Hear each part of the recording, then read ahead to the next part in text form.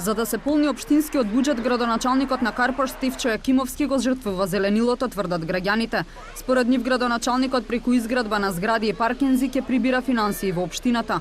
Желбата на градоначалникот и на општина Карпош да дојде до средства финансиски за екзистенција на општината, ја гледа, тоа јавно го изрази при нашата средба градоначалникот со него, изјави дека општина Карпош има потреба од финансии за да ги задоволува потребите.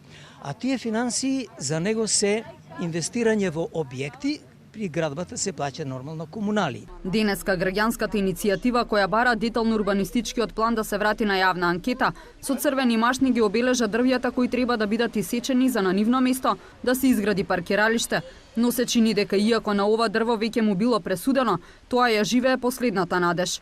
Рокот на референдумот преку кој карпошовци го спасуваат зеленилото во општината истекува, со засега собрани околу 1200 потписи од потребните 6000.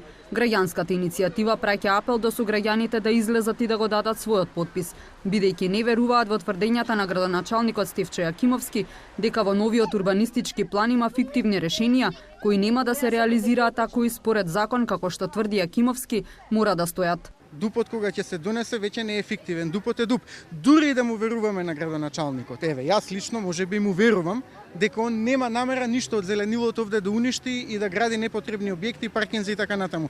Бидејќи реално во населбава нема потреба од паркинг простор дополнителен. Меѓутоа, дури да му верувам, градоначалникот и оваа општинска структура нема да биде вечно.